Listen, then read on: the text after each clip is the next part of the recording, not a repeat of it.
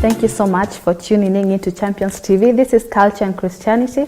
I'm your host, Masikari, and tonight we're going to talk about sacrifices. And our guest speaker, we have Mr. John Nganga. Thank you so much, Mr. Nganga, for coming. Talking of sacrifices, Mr. Nganga, what are the religious sacrifices? Let's begin from that point. Studies have been done by people called anthropologists. Anthropologists are people who study cultures, and they like going to all tribes, and they have done every tribe all over the world. One thing all studies show, they have up to now not found a single tribe that doesn't worship. They may worship a tree, they may worship a bird, they may worship a mountain, but every tribe worships. That's how we know there is something in man that causes him to want to honor a higher being. Because how come you go to the Pacific, find them worship. You go into the forest of the Congo, you find a tribe that has never had any connection with anybody, and there's worshiping. You go to Europe, and they're worshiping. One thing or the other. You know, even the atheist is a believer. He believes that there is no God. That's a belief, because you can't prove there is no God. So there's this belief in something or fighting the belief in something everybody in the world is involved in. And because of that, people keep wondering, how can we please this higher being? So some of them kill a white chicken, others will kill a cat, others will kill a cow, but everybody everywhere does something that involves killing. It's unfortunate some of them kill human beings. You get twins, you realize there's a curse here. If you don't kill those twins, and it's also a belief in Kenya itself. You read it in the newspaper the other day. You get several children at a go, they believe there's a curse. So you better sacrifice. Sometimes you have to sacrifice a human being. I don't know how many people are murdered, and the real cause is we want to please this human being. So when we talk about the subject of sacrifices, it's a subject understood by all, because the higher being is not part of humankind. And because you can't see him, you don't know him, you believe a witch doctor somewhere or somebody who tells you this is like this, and that he's after a chicken. So you go and sacrifice a chicken in order to please him, or in order to appease. I think the word normally used is appease him.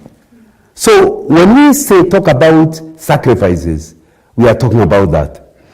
Somebody has said, and I tend to agree with him, man standing for anybody on earth, bin Adam, man is intolerably religious. Why intolerable?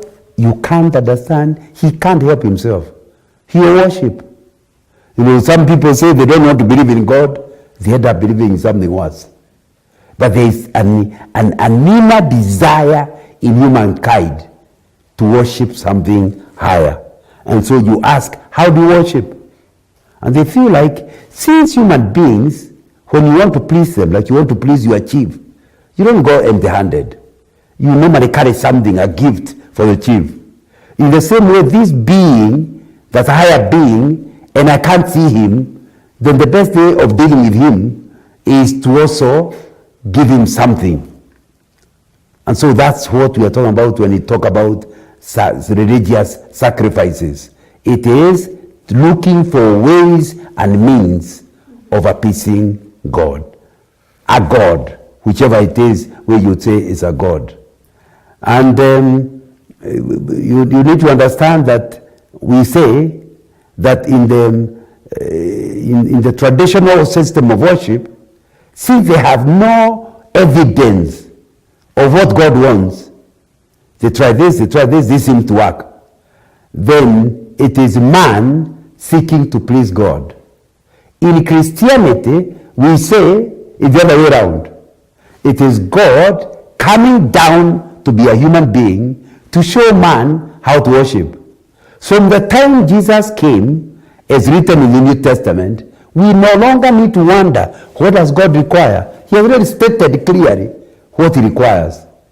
So, and that's what we are saying, in the move back traditions, people are ignoring that there was something that's given. Hebrews chapter 1, verse 1, he says, in olden times, or in previous years, we could seek God in various ways, prophecies, whatnot. Then he goes on to say, but in these last days, he has chosen to talk to us, God, through his Son, who is Jesus Christ. And so Hebrews is actually, chapter 1 is actually saying, you no longer now need to sacrifice like that. Do it the way Jesus shows it in the New Testament. Okay, this is Culture and Christianity, and tonight we're talking about sacrifices. And Mr. Nganga, what about the family gatherings where people slaughter?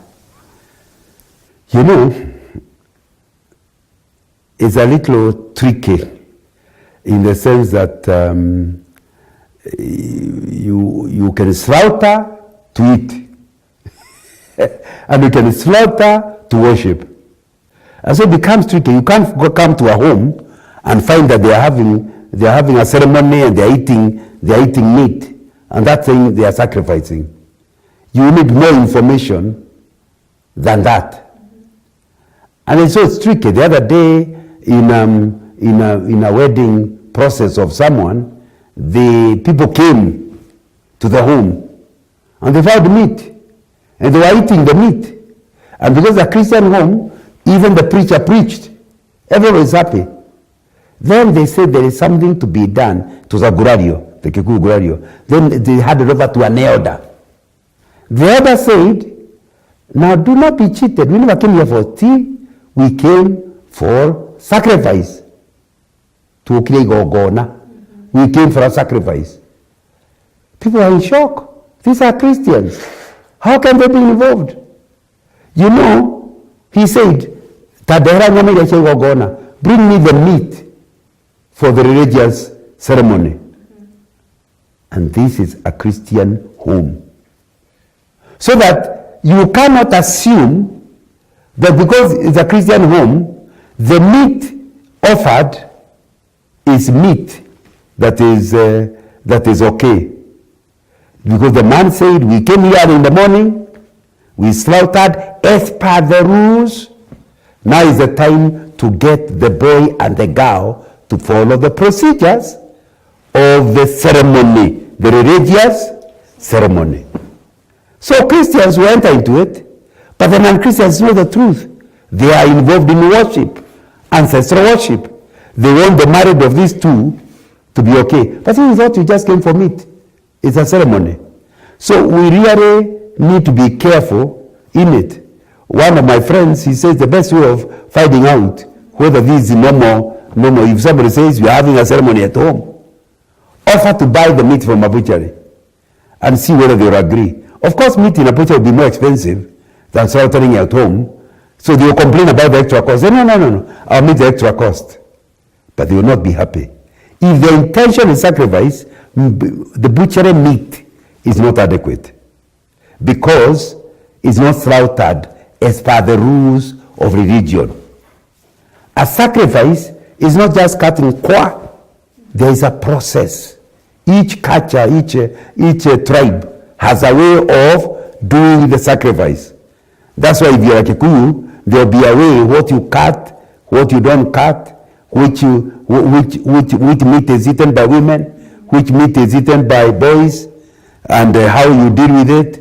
When you hear that emphasis, you have to ask yourself, if I eat meat, I'm a woman, and I eat meat offered to men, that's meant for men, what will happen to me? If they say it will be dangerous, then you know there's a belief system. This is no longer now a party. It's a religious ceremony. Because in a party, it doesn't matter which meat you eat, because the Bible does not. He says, once you thank God, eat it. So this one, where only a woman can eat this, and if she doesn't eat, there is a process. That's no longer now just a party in that home. And you need to be very, very, very careful. So when you have a family ceremony, my suggestion would be that if there is a mixture of a clan, insist on the meat being bought in the butchery. because then you break the rules. And then they'll tell, if they insist on sacrificing, they'll come out open rather than covered and admit that this is a religion. And because you are Christian, then you tell me, I'm sorry, I'm not coming for the ceremony because I cannot participate in this worship. And yet, it's possible to have normal party eating of meat. But you need to be careful that you don't mix up. And in the process of mixing up, you end up with being involved in something that's not right. So we need to really be careful about it. Okay, we are going to take a quick commercial break and we'll be right back. Tonight we are talking about sacrifices with Mr. Ng'ang'a. Stay tuned, we'll be right back.